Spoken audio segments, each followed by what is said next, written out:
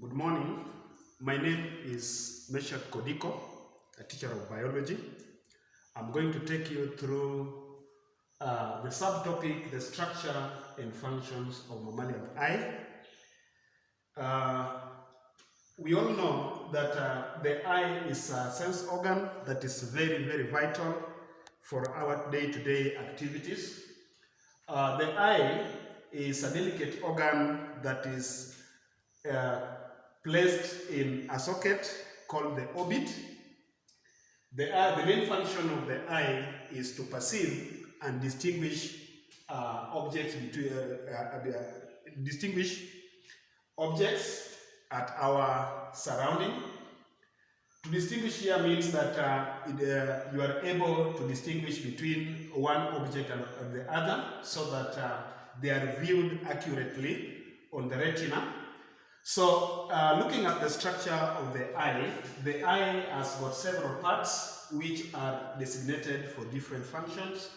To start with, we are going to look at the eyebrows. You all know the eyebrows. These ones here that we have, the eyebrows are situated at the top of the eyelid, and therefore their function majorly is to ensure that dust particles and other foreign materials do not enter the delicate eye. We also have the eyelid. The eyelid is just slightly below the eyebrows. Its main function is to spread the tears so that the eye does not dry during the time of blinking, and at the same time it also protects the eye from mechanical injury. We also have the eyelashes. The eyelashes are the small hairs that are found along the eye. Their main function is to protect the eye from dust particles and other foreign materials. We also have different parts of the eye again. At the front part, as you can see, we have the part that is called the aqueous humor.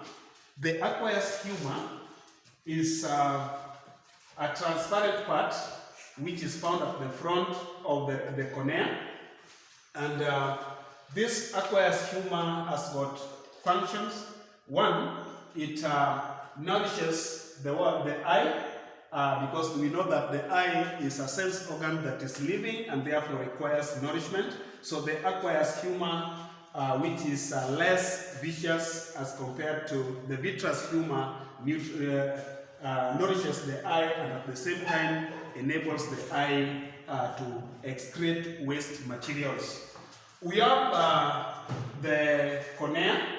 The cornea is found at the front part of the eye, and the main function of the cornea is that it is transparent.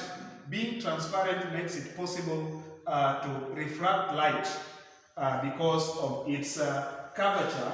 It therefore makes the light to be refracted to the cornea, to the retina, the retina, where the images are formed. We also have the lens. The lens here is a part of the eye that will determine the amount of light that is entering the eye. It is suspended by ciliary muscles and suspensory ligaments which work antagonistically. That means one does the opposite of the other. When the ciliary muscles contract, the suspensory ligaments will relax so that they alter the angle of the lens, thereby enabling the light to enter. At the same time, the contraction and relaxation of the lens will determine the size of the pupil and therefore determining the amount of light that is entering the eye. That means that when there is a bright light, then we expect the pupil to be smaller so that it accommodates the light, and the vice versa. That is, when there's dim light, then the pupil will tend to open so that much light is allowed into the eye. We have the part of the eye that is called the vitreous humor. The vitreous humor is a fluid part of the eye.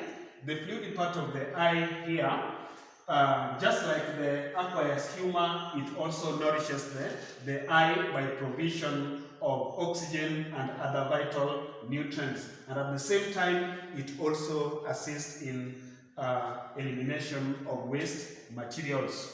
We have the part that is called the sclera. The sclera is the outermost part of the eye. The outermost part of the eye, called the sclera, protects the eye from mechanical injury. The second or middle layer is what we are calling the choroid layer. The choroid layer is made up of the muscles, or made the blood vessels, that is. These blood vessels also assist in protection of the eye from mechanical injury, and at the same time, it has got a fatty layer that will act as a shock absorber from mechanical injury. We have the part that is called the iris.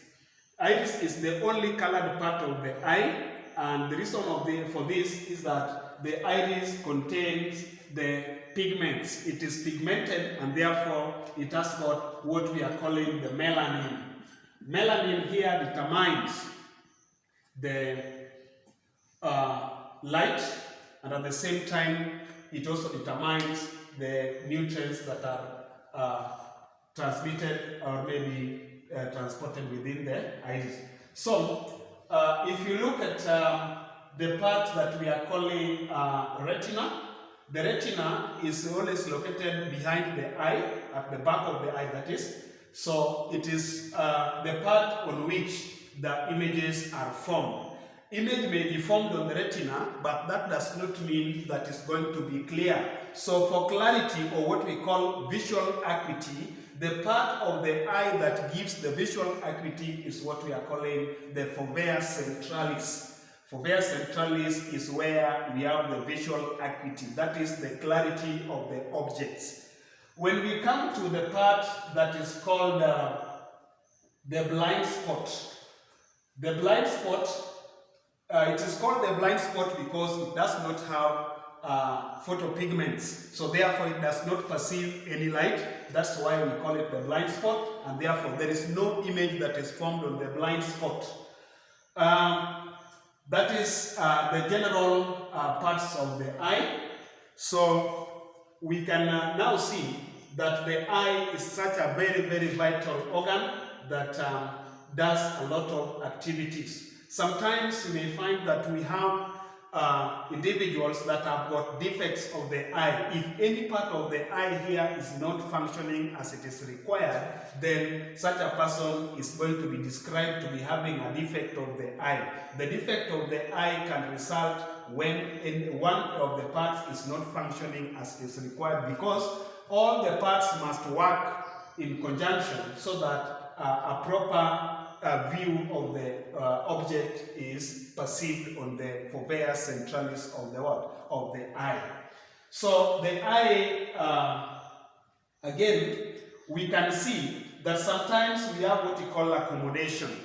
To accommodate an object, that means that you are able to see, there are individuals who are able to see objects that are far away and those that are near. So the eye has got certain adjustments that is taking place so that the individual is able to accommodate an object that is near, or that one that is what? That is nearer. So there are individuals who are not able to see things that are far away, but they can see clearly those that are near. But later on we shall look at what we call the eye defects and what are some of the causes of these eye defects.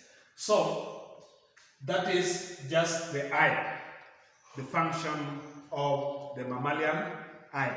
So we have seen a lot of parts of the eye. If you are able to at least mention a part in the function, then it will be very good for us. So meanwhile, we shall look at now later on in our next lesson, we shall look at the adaptations of parts of the mammalian eye. So when we talk about adaptation, we understand that it will be the structure, the modification of the structure, and why that modification is available. Thank you for listening to my lesson.